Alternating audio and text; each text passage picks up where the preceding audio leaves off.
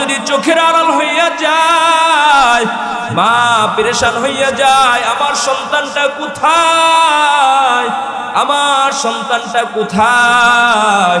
সন্তানের যদি একটু জ্বর হয় মা পেরেশান হয়ে যায়, ঠিক না বেটি? মার খাবার দাবার বন্ধ হয়ে যায়। সন্তান যদি একটু অসুস্থ হয়ে পড়ে মা পেরেশান হয়ে যায়, সন্তানকে কোথায় নিয়ে যাইবে, কোন ডাক্তারের কাছে নিয়ে যাইবে, ঠিক না বেটি? কোথায় গেলে আমার সন্তানটা সুস্থ হইবে? সামান্য একটা বাক মায়া আল্লাহ তাআলা বান্দার অন্তরের ভিতরে ঢুকায়া দিয়েছে। এরে বান্দা, তোমার ওই বাড়ির পাহারা দেয় যে কুকুরটা, ওই কুকুরটার দিকে তাকায়া দেখো, ওই কুকুরটার অন্তরের ভিতরে কত মায়া আমার আল্লাহ তাআলা ঢুকায়া দিয়েছেন। একটা ভাগ মায়াকে আল্লাহ তাআলা কুকুরের অন্তরের ভিতরে ঢুকায়া দিল,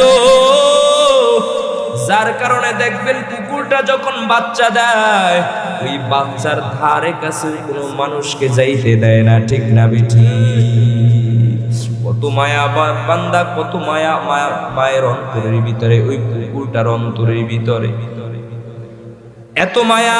আল্লাহ পাক রব্বুল আলামিন সামান্য একটা ভাগ মায়াকে হাজার হাজার লক্ষ লক্ষ কোটি কোটি গুণ ভাগ করিয়া পৃথিবীর সমস্ত জীব জন্তুর অন্তরের ভিতরে ঢুকায়া দিয়েছেন। সেই এক জাররা মায়ার কারণে দুনিয়ার ভিতরে মা সন্তানের জন্য জীবনটা পর্যন্ত দিয়া দেয়, ঠিক না বেটি?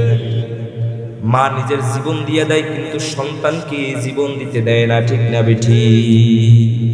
বহুত ঘটনা আছে যে সন্তানের কিডনি নষ্ট হয়ে গেছে, মা নিজের কিডনি সন্তানকে দিয়ে সন্তানকে বাঁচায়া রাখছে, ঠিক না বেটি? মায়ের অন্তরের ভিতরে সন্তানের জন্য কত মায়া। ওই যে গাছের পাখিটা দেখতেছো, ওই পাখিটার অন্তরের ভিতরে আল্লাহ তাআলা মায়া ঢুকায়া দিয়েছেন, যার কারণে পাখি তার বাচ্চার জন্য কতটা পাগল। পাখি নিজের বাচ্চার জন্য এতটা পাগল যে বাচ্চার ধারে কাছে কোনো মানুষকে যাইতে দেয় না, ঠিক না বেটি? একদিন আল্লাহ রাসূল সাল্লাল্লাহু আলাইহি ওয়াসাল্লামের দরবারে একজন সাহাবী হযরতে আমির রাদিয়াল্লাহু তাআলা থেকে বর্ণিত, তিনি বলেন একদিন আল্লাহ রাসূলের কাছে একজন সাহাবী আসতেছে, আল্লাহ রাসূলের কাছে আসতেছে, জংলার পাশ দিয়ে একটা চাদর মুড়া দিয়ে আল্লাহ রাসূলের দরবারে যাইতেছেন। আল্লাহ রাসূলের দরবারে যাইতেছেন, এমন সময় জংলার পাশ দিয়ে যাইতেছেন, জংলার ভিতরে কিচির মিচির পাখির বাচ্চার আওয়াজ শুনতে পাইলে। যে জংলার ভিতরে পাখির বাচ্চার কিচির মিচির আওয়াজ, পাখির বাচ্চার কিচির মিচির আওয়াজ শুনিয়া ওই সাহাবী জঙ্গলের ভিতরে ঢুকলেন। জঙ্গলের ভিতরে ঢুকিয়া দেখে একটা বাসা, সেই বাসার ভিতরে কিছু পাখির বাচ্চা, কিন্তু পাখির বাচ্চা পাখিকেও দেখা যায় না, ওই বাচ্চাগুলোর মাকেও দেখা যায় না। কোথায়? বাচ্চাগুলো একা বাসার ভিতরে কিচির মিচির আওয়াজ করতেছে। সাহাবী বাচ্চাগুলোকে নিজের হাতের ভিতরে নিয়া কম্বলের ভিতরে জড়াইয়া আল্লাহ রাসূলের দরবারে রওনা শুরু করছে। আল্লাহ রাসূলের দরবারে রওনা শুরু করলো। কিছু দূর অগ্রসর হওয়ার পর ওই যে সাহাবী দেখতেছে তার মাথার উপরে একটা পাখি ঘুরপাক খাইতেছে, বলেন সুবহানাল্লাহ। একটা পাখি খালি কিচির মিচির পাখিটা শুধু মাথার উপরে ঘুরপাক খায়, কতক্ষণ মাথার উপরে বসে, কতক্ষণ হাতের উপরে বসে, কতক্ষণ কাঁধের উপরে বসে, কতক্ষণ আবার গাছের ডালে বসিয়া বসিয়া আওয়াজ করতেছে, মনে হয় যেন পাখিটা কান্না করতেছে। সাহাবী বুঝতে পারছে এই পাখিটাই বাচ্চাগুলোর মা।